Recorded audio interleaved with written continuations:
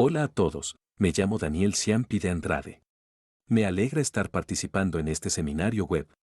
Mi charla de hoy trata sobre el dolor crónico de novo, como parte del síndrome posterior a la COVID-19, los problemas de nomenclatura y los datos clínicos actuales. Estas son mis declaraciones. Bueno, hemos visto y hemos estado usando varios nombres y nomenclaturas para designar a pacientes que tuvieron COVID y permanecen sintomáticos. Se ha acuñado el término COVID persistente en una publicación de neurología y para los que no son hablantes nativos de inglés, como yo, esto no es tan intuitivo. Se habla de pacientes con enfermedad persistente. Persistente podría significar un largo camino, un largo recorrido, personas con este largo recorrido de la enfermedad hasta sentirse mejor, así que esa es la idea principal detrás de esta nomenclatura. Y también tenemos otros nombres más que se usan en instituciones, como por ejemplo, síndrome posterior a la COVID del NHS. PASC que usa el NIH y que se refiere a secuelas posagudas de la COVID-19, PASC que usa el NIH COVID posaguda, afección posterior a la COVID. La OMS usa esta terminología, prefieren usar afección y no relacionarla con ninguna enfermedad específica, COVID no corto o secuelas tardías de la COVID-19.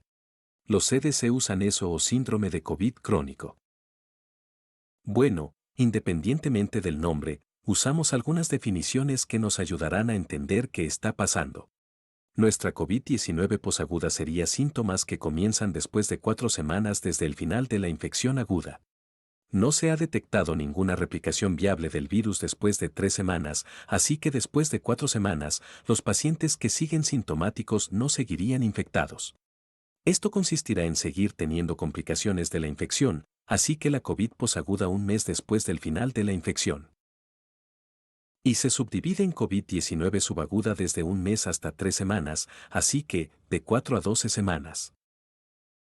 El término COVID-19 crónica o síndrome de estrés posterior a la COVID para síntomas que se extienden más allá de las 12 semanas desde la infección aguda.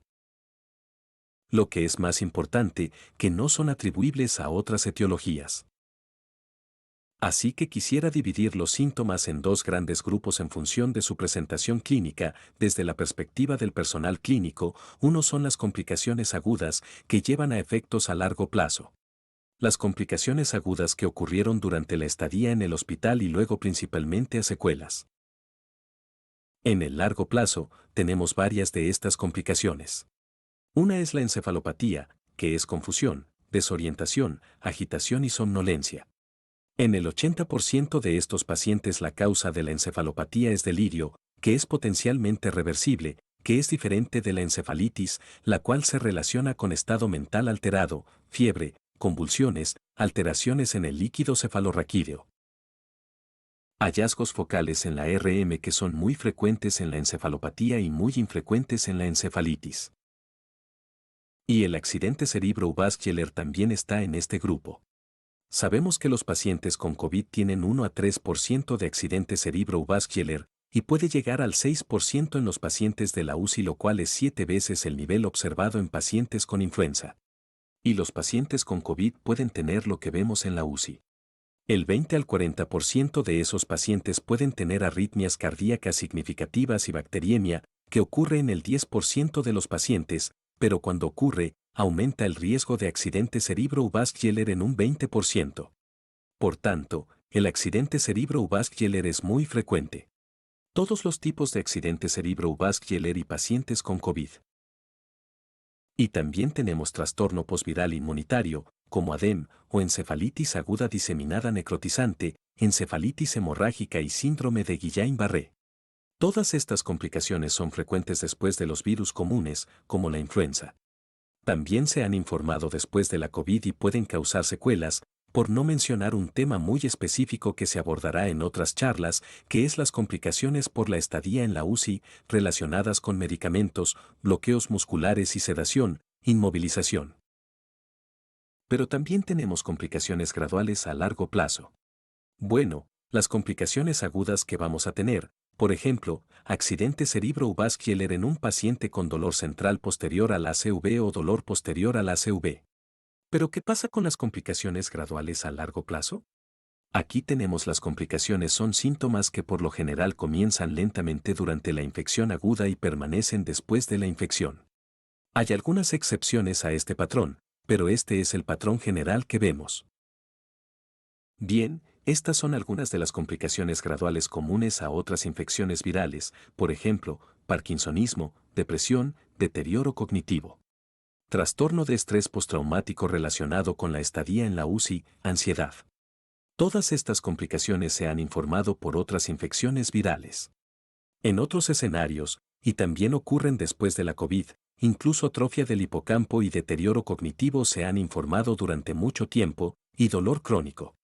Para sobrevivientes de SARS, Zika, Epstein-Barr, de la misma forma que la mayoría de los casos de síndrome de mononucleosis, que es relativamente frecuente, y los especialistas en enfermedades infecciosas son los que habitualmente ven a estos pacientes.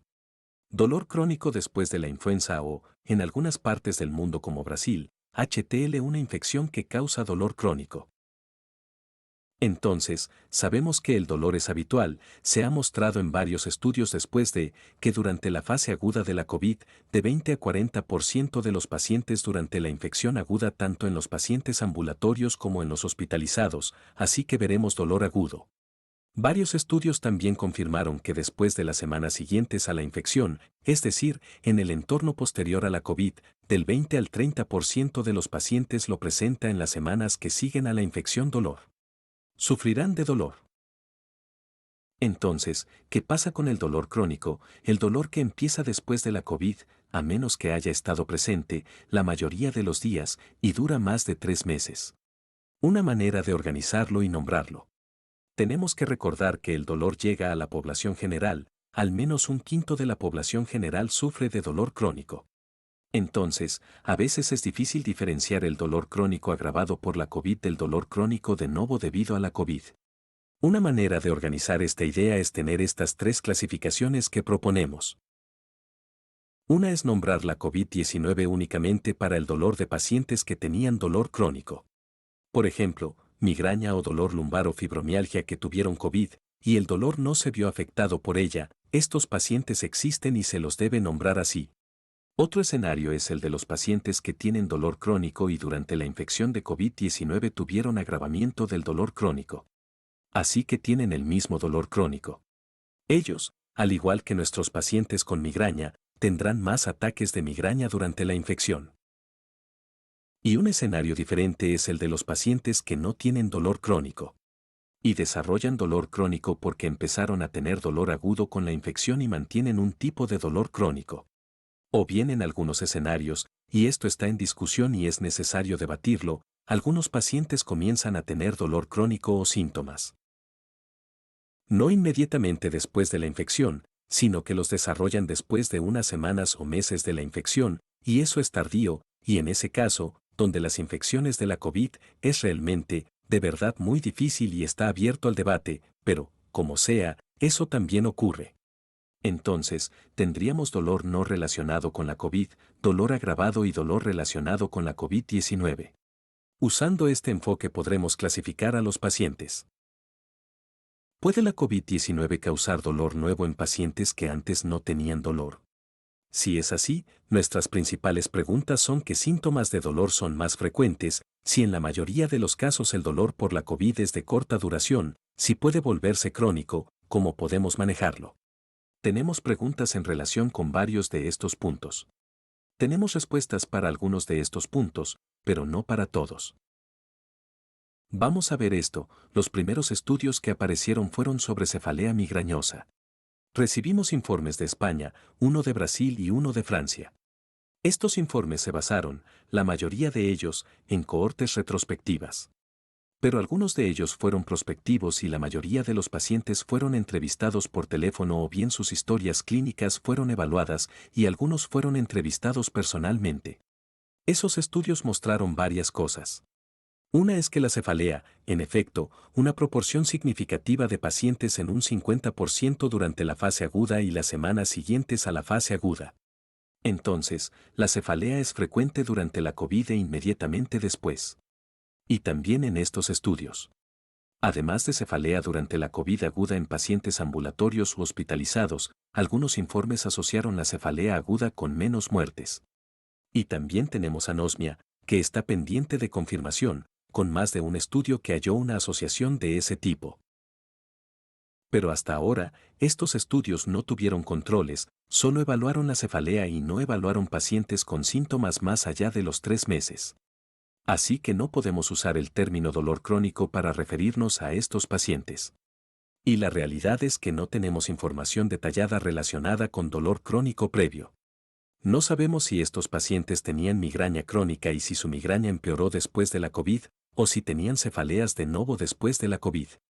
Así que no tenemos mucha información sobre la prevalencia del dolor crónico previo en esos pacientes.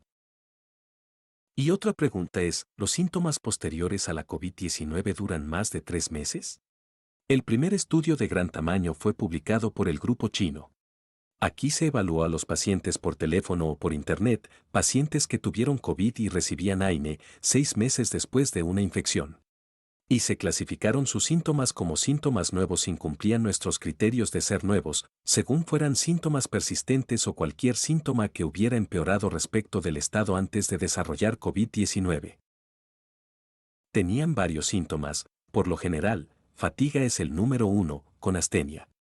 Y varios de ellos podrían estar relacionados ya sea con dolor crónico o con síntomas de disautonomía, fatiga y dificultades para dormir, en primer lugar, trastorno del olfato y luego dolor articular, disminución del apetito, alteración del gusto, mareos, dolor en el pecho, mialgia y cefalea detectados en una proporción relativamente pequeña de estos pacientes de este estudio, pero que siguen presentes y son crónicos después de la COVID.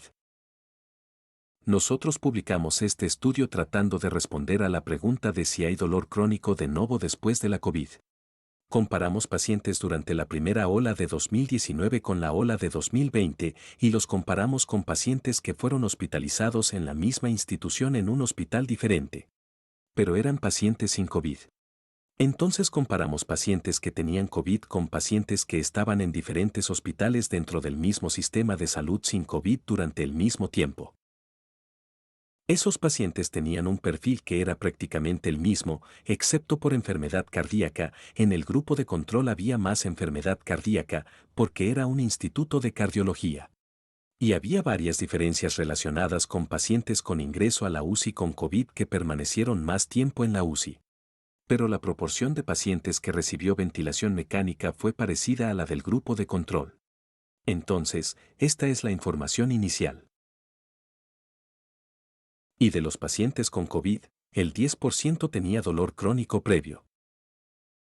Cuando analizamos pacientes con dolor de novo, es decir, cualquier dolor nuevo, o pacientes sin dolor crónico antes de la COVID, hallamos que el dolor presentaba una localización más significativa, lo más común era que se presentara en la cabeza, las piernas y era generalizado en aproximadamente un cuarto de los pacientes.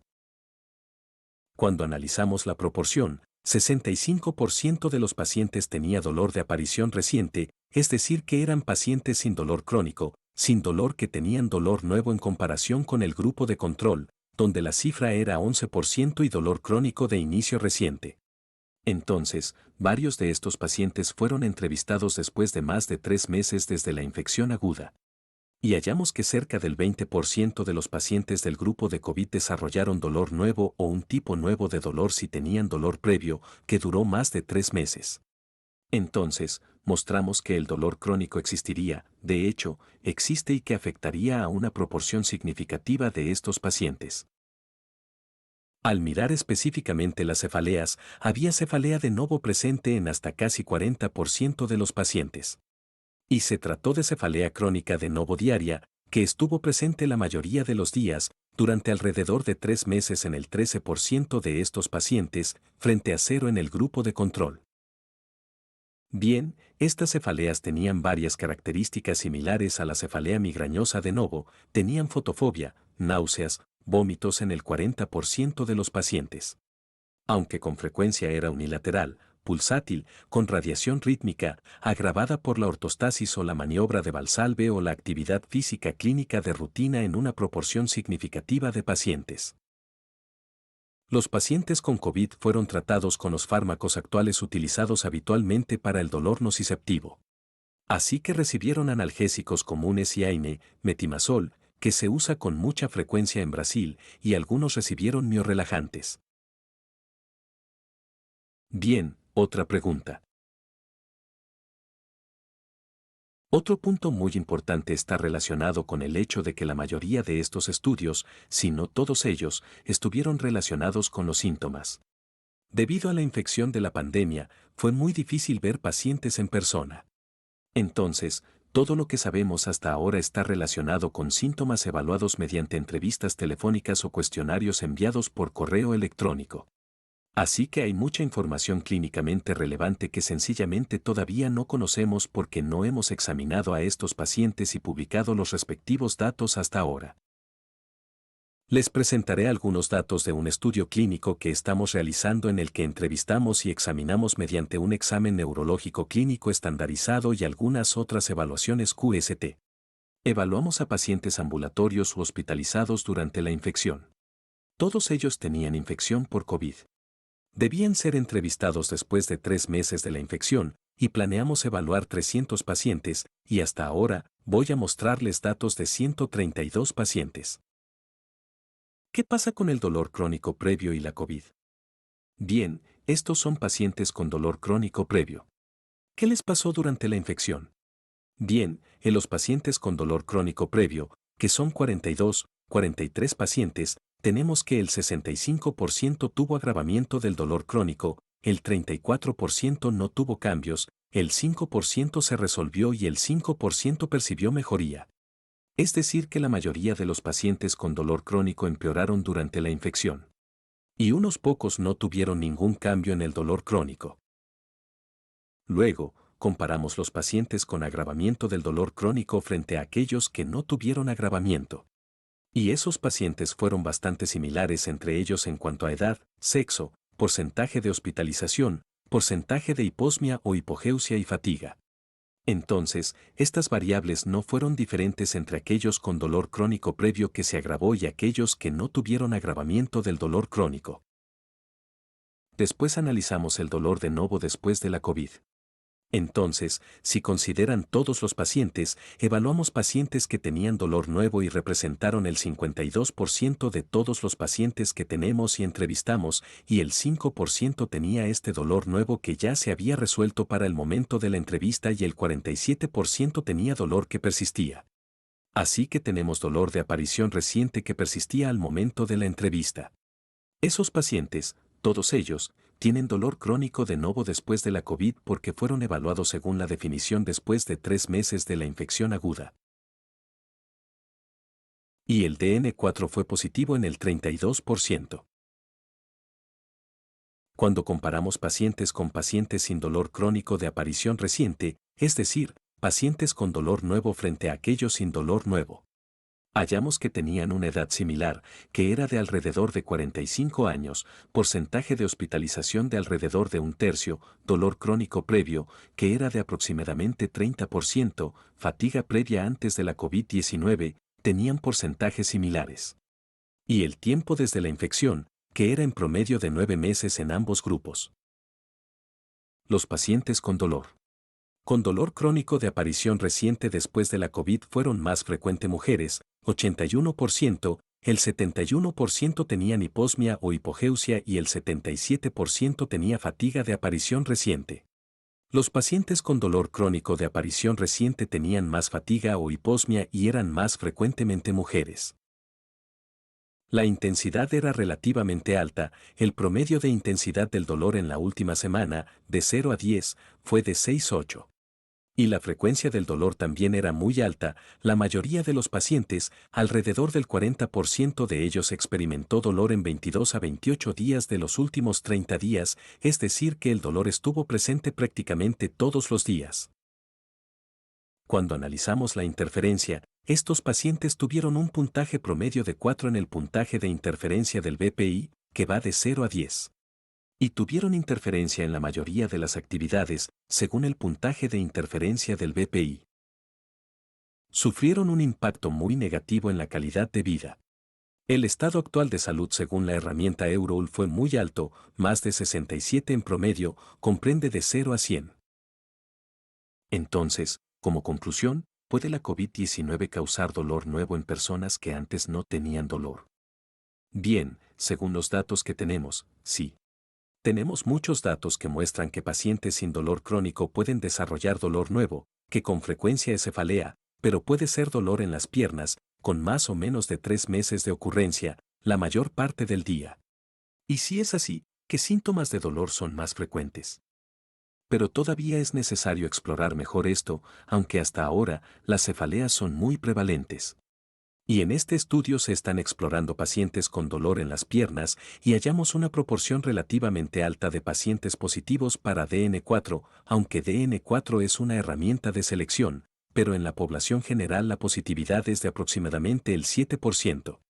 Así que, desde ya, en este tipo de evaluaciones tenemos un sesgo, los pacientes con peores casos de COVID o que presentaban síntomas tienden a aparecer con más frecuencia en el estudio que los pacientes sin síntomas, pero, de todas formas, 32% sigue siendo relativamente alto.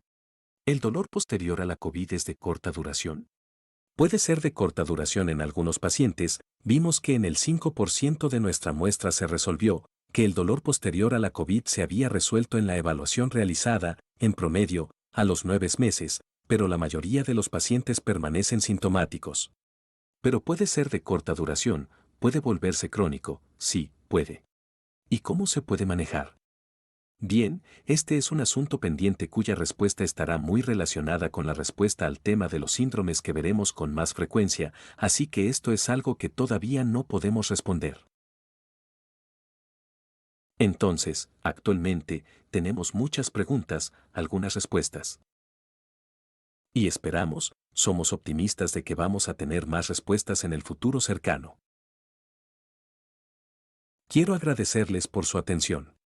Las referencias que usé se pueden ver usando este código QR. Muchas gracias.